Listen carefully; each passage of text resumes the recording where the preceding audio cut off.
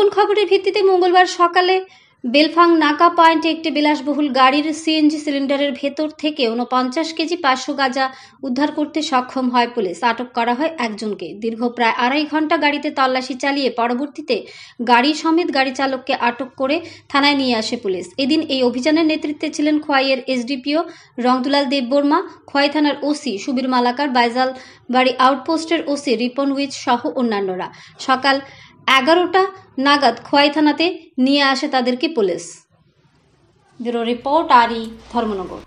আজকে সকালে আমাদের কাছে খবর ছিল একটা বড় ভিআইপি গাড়ি XL6 গাড়ি করে গোপন চেম্বারে করে বহিরাজ্যে গাঁজা পাচার হয়। ওই অনুসারে আমরা নাকাতে টিম লাগাই এবং টিম লাগিয়ে যথারীতি আমরা সঠিক সময়ে গাড়িটাকে আমরা ডিটেইন করতে পারি এবং গাড়িটা ডিটেইন করে আমরা সরকারি কর্মচারী এবং DCM sir, IPS sir, SDP স্যারের সামনে আমরা গাড়িটা প্রপার এনডিপিএস এর নিয়ম অনুসারে সার্চ করি এবং সার্চ করে গাড়ির বিভিন্ন চেম্বার